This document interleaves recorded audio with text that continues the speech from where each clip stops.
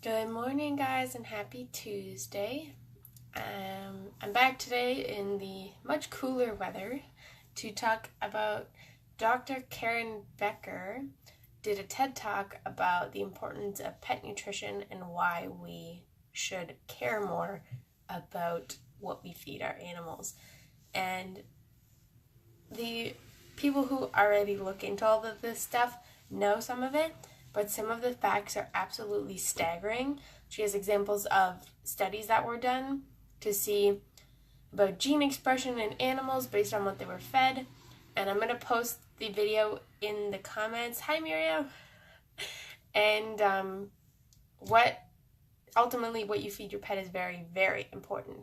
The same way if we eat McDonald's every day, we're probably not going to feel very good. But if we eat, healthy vegetables and fresh meat and all these things, then we're going to feel a lot better. So without more rambling, I'm going to go into some of the highlights of her talk.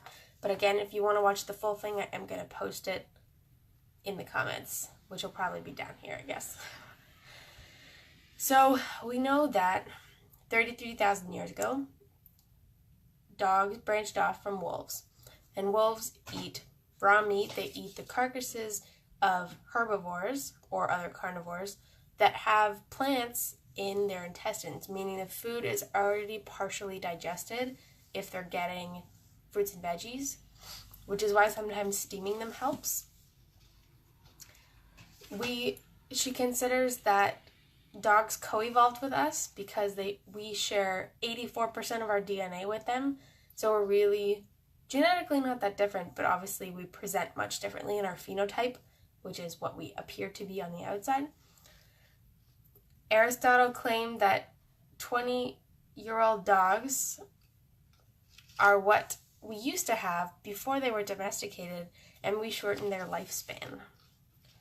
They used to be bred for purposes, specific purposes, whether it be hunting or herding or something like that, but we created a new purpose for them, and a new group of dogs where their sole purpose was to be our companion. They had no jobs, they sat around the house all day, and we pet them, we carry them around, and that was their entire job. 42% of pet parents sleep with their animals because the majority see them as family, which to me is important because when it comes to priorities in emergency situations, they need to be considered a priority. Like, I know bringing your clothes and extra clothes might seem super important, but that living, breathing creature that lives in your house is definitely more important than an extra pair of pants. Just saying. There are now over 200 different breeds, and we've created probably half of them. Love their new job now. Yes, some of them like their job, and that's fine, but energetically, they still need the same type of stimulation that the other groups of dogs need, which a lot of people think, oh, they're tiny, they don't need a lot of exercise, but they actually do need exercise because they're still dogs. We created some of the different breeds through trial and error breeding, which is basically we see a trait that we like and we see a trait that we don't like, and we're trying to raise the spectrum and get dogs more with the, say, higher version of the trait that we do like, which is how we bred the nose off of pugs. Humans as a species, pugs used to have long noses, and if you watch the documentary, you'll see what they used to look like. They now have no noses. They also have recurrent eye problems, ear problems, and nose and throat issues because of the shortness of their snout. There's a big list of conditions that a DNA test or a health test cannot test for. And again, if you watch the documentary, you'll see it's really, really long. The things that we can test for sometimes aren't even super dangerous. It's more a genetic condition that can cause some discomfort, but it's not ultimately going to kill them. So the more serious ones can't always be tested. One of the main arguments of her TED Talk is that if we're going to keep breeding dogs, which instead of rescuing all the ones that need homes and stop overpopulating dogs, we should breed for reparative conformation, which is when you breed two dogs that have opposite ends of the trait and slowly bring them back so that they're at a neutral medium instead of a higher or lower version of the spectrum.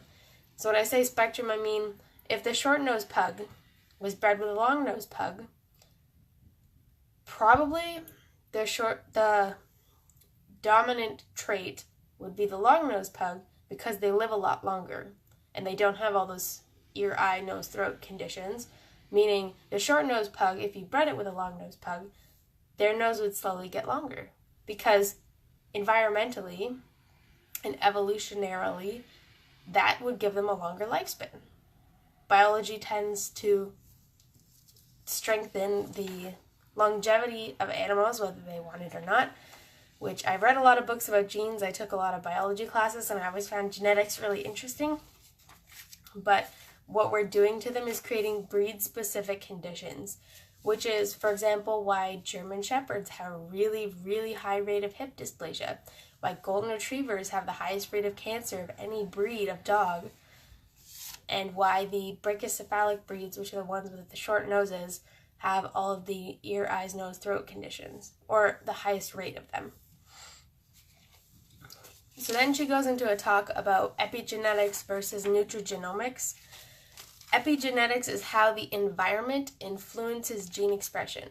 So this is what I was saying, where if the story about Darwin's finches, and how on his island it got separated, and the ones at one point there was only nuts to eat, and if they didn't have a hard long beak to crack the nuts, the species would die out. So the species slowly over years started shortening their beak until they could, lengthening their beak until they could crack the nuts. The other side of the island only had berries because the plant life was different there. And if they didn't have short noses to eat the berries, then they would have died out. So they created two different types of beaks on the same species of bird because of their environment. Nutrigenomics is how food affects gene expression, which is ultimately what the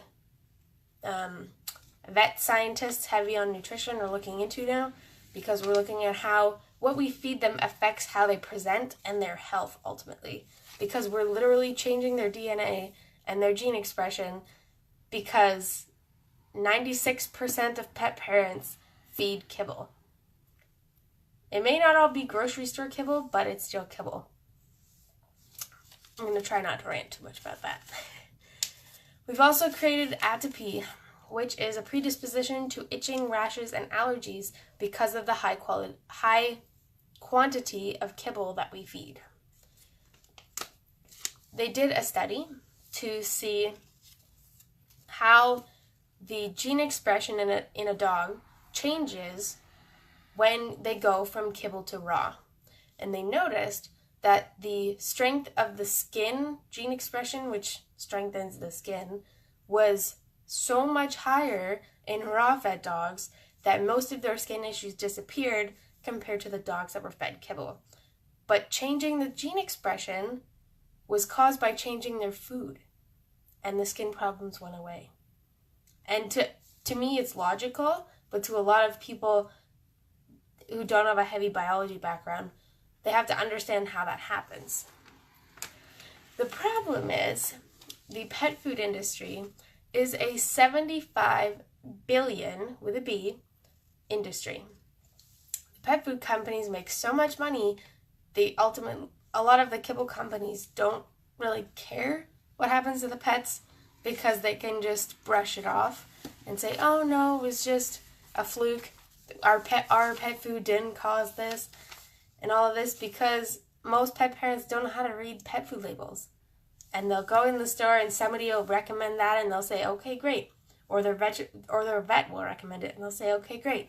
And then they buy it and they feed it and that's it. They never question what they're actually giving their animal. And I will do a talk about pet food labels at some point. I know I did a live video about it once, but I'm going to put together a live talk, like in-person talk. So that's something to look forward to. But again, vets were taught to only recommend kibble because the kibble companies paired up with the vet colleges and helped to teach their nutrition classes. Isn't that sad? That makes me very angry. But since most pet parents feed kibble, the increase in the rate of diabetes, obesity, and cancer mirror the human rates and are now actually higher. At least the cancer one is higher. The cancer rate now in dogs is 1 in 1.7 dogs. So if you have 2 dogs and you feed them both kibble, there is a very high probability that at least one, if not both of them, will get cancer in their lifetime. That's all I'm saying. She wants us to think, when I say she, I mean Dr. Karen Becker, she wants us to think as food as medicine. The way they used to do it way back when is if you were sick, they gave you a certain food to strengthen you and make you better. Now we have drugs and antibiotics and things for that, and they're great sometimes, but ultimately what we put in our bodies determines how we feel, energetically and physically and all of those things. So they did another study. They had a kibble-fed dog, and for 3 months, they fed them raw. And they noticed that the disease markers in their genes went down 81% in 3 months. So imagine a dog that has been fed raw their entire life, and they're now 10. They are going to be so healthy that you probably only have to do your yearly checkup at the vet. Unless they've had a serious injury or trauma, that's likely all you'll have to do. But they, of course, had to test the opposite. So they had a raw-fed dog that they fed kibble for 3 months and then tested their gene expression after to compare it to before. This number just blows me away. The disease markers went up 353% in 3 months.